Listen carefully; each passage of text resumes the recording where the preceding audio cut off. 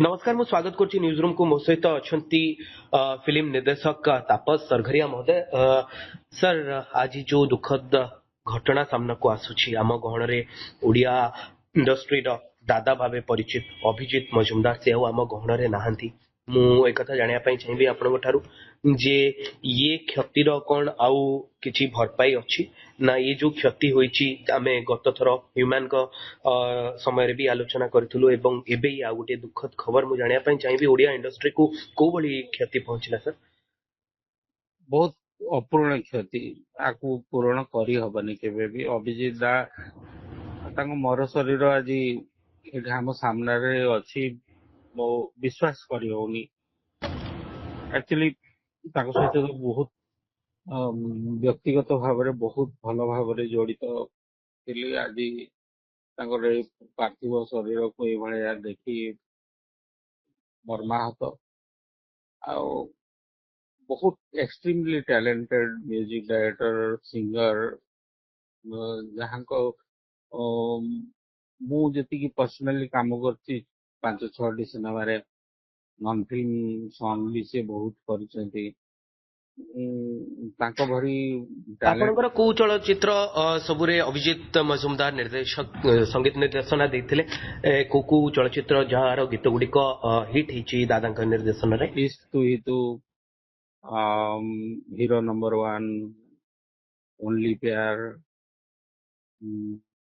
एमती आहरी गोटे दिटा अछि। सिंहासन गोटे रिलीज हेनी से फिल्म रो मध्ये से म्यूजिक डायरेक्टर तो बहुत गुड़ाए काम एकाठी करछु। गोटे सिनेमा शूटिंग हेई पार नथला तार मध्ये से म्यूजिक देथिले गंडा पडुंगा पई।